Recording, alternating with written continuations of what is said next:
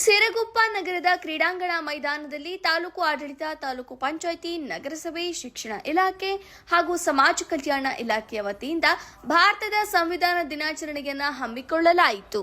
ಕಾರ್ಯಕ್ರಮದಲ್ಲಿ ಸಿರಗುಪ್ಪ ತಹಶೀಲ್ದಾರ್ ಗೌಸಿಯಾ ಬೇಗಂ ರವರು doctor B R Ambedkar ಮತ್ತು ಸಂವಿಧಾನ ಪೀಠಿಕೆ ಭಾವಚಿತ್ರಕ್ಕೆ ಪುಷ್ಪಾರ್ಚನೆ ಮಾಡುವ ಮೂಲಕ ಕಾರ್ಯಕ್ರಮಕ್ಕೆ ಚಾಲನೆ ನೀಡಿದರು.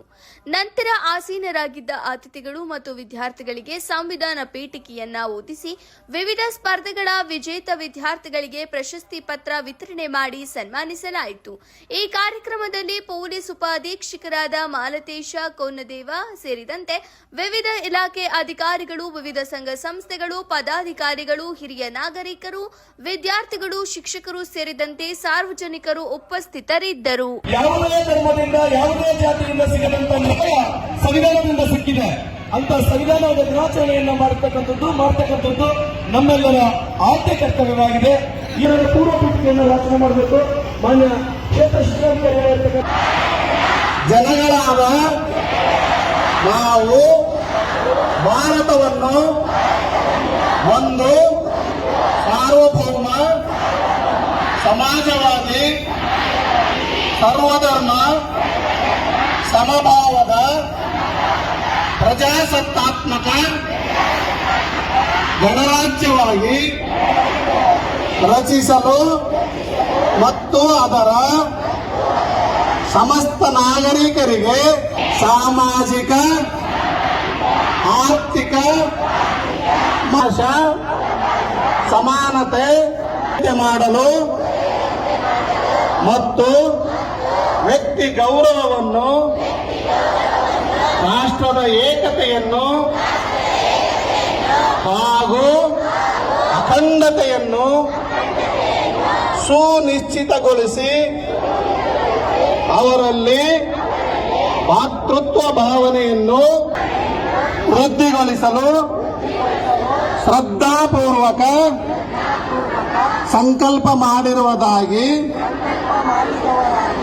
ನಮ್ಮ 1949ನೇ ಇಸವಿ ನವೆಂಬರ್ ತಿಂಗಳ 26ನೇ ತಾರೀಕಾದ ಈ ದಿವಸ ಈ ಮೂಲಕ ಈ ಸಂವಿಧಾನವನ್ನು ಅಧಿನೇಮಿಸಿ ನಮಗೆ ನಾವೇ ಅರ್ಪಿಸಿಕೊಂಡಿದ್ದೇವೆ. ಧನ್ಯವಾದ. ಮಹತ್ವದ ಸಂವಿಧಾನವನ್ನು ಬರೆದಿರುವ ನಮ್ಮ ಬಾಬಾ ಸಾಹೇಬ್ ಡಾಕ್ಟರ್ ಭೀಮರಾವ್ ಅಂಬೇಡ್ಕರ್ ಮತ್ತು ನಮ್ಮ ಮಹಾತ್ಮ ಗಾಂಧೀಜಿಯವರು ರಾಷ್ಟ್ರಪತಿಯನ್ನು ಇವತ್ತು ನಾವು ನೆನೆಸಬೇಕಾಗಿದೆ.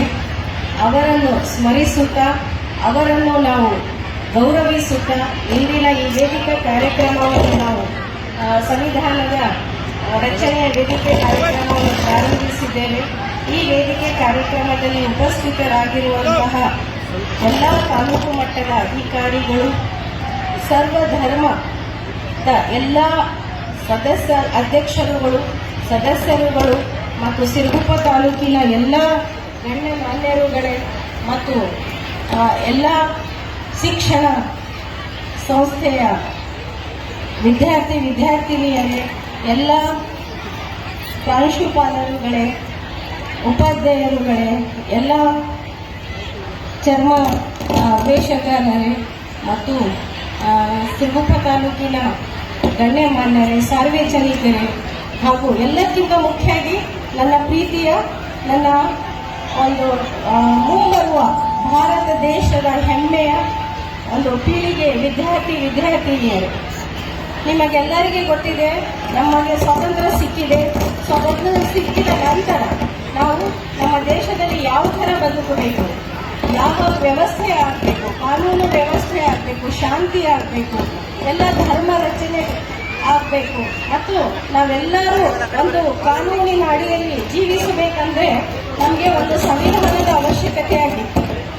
ಆ ಭಾರತದ ಸಂವಿಧಾನವು ಭಾರತದ ಜನರನ್ನು ಆಳುವ ಸರ್ಕಾರದ ಮೂಲ ರಚನೆಯನ್ನು ನಿರ್ದಿಷ್ಟಪಡಿಸುತ್ತದೆ. ಈ ಸಂವಿಧಾನವನ್ನು ರಚಿಸಲು ಕರಡು ರಚನಾ ಸಮಿತಿಯನ್ನು ರಚಿಸಲಾಯಿತು. ಆ ಕರಡು ರಚನಾ ಸಮಿತಿಗೆ ಅಧ್ಯಕ್ಷರನ್ನಾಗಿ ನಮ್ಮ ಡಾಕ್ಟರ್ BR ಅಂಬೇಡ್ಕರ್ ಸಂವಿಧಾನ ಶಿಲ್ಪಿ ಅವರನ್ನು ಆರಿಸಲಾಯಿತು.